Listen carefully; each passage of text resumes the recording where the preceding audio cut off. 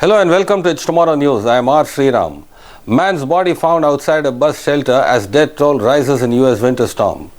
A deadly winter storm has caused chaos across several US states, causing dangerous driving conditions, shutting down airports and cutting power for hundreds of thousands of people. At least 6 deaths have been recorded. Most were related to icy roads.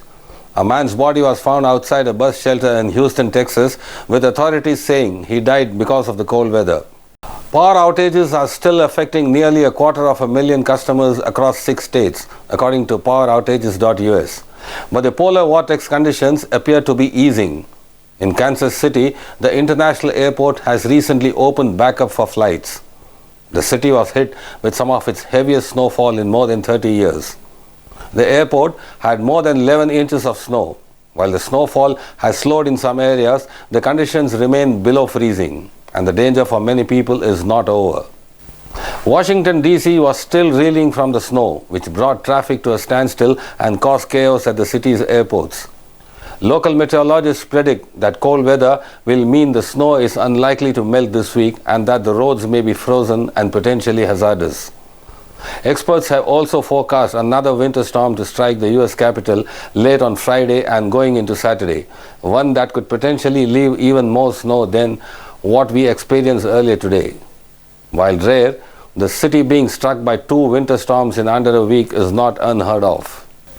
In 2010, for example, nearly 18 inches of snow fell in early February, followed 2 days later by another 10 inches. A polar vortex swept across the United States, affecting regions east of the Rockies with extreme winter weather at the beginning of the week.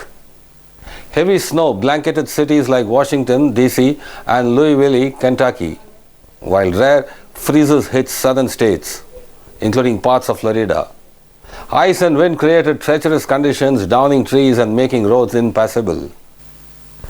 Temperatures plunged across the country, with forecasters warning of lows 12 to 25 degrees Fahrenheit, equivalent to 7 to 14 degrees Celsius below normal.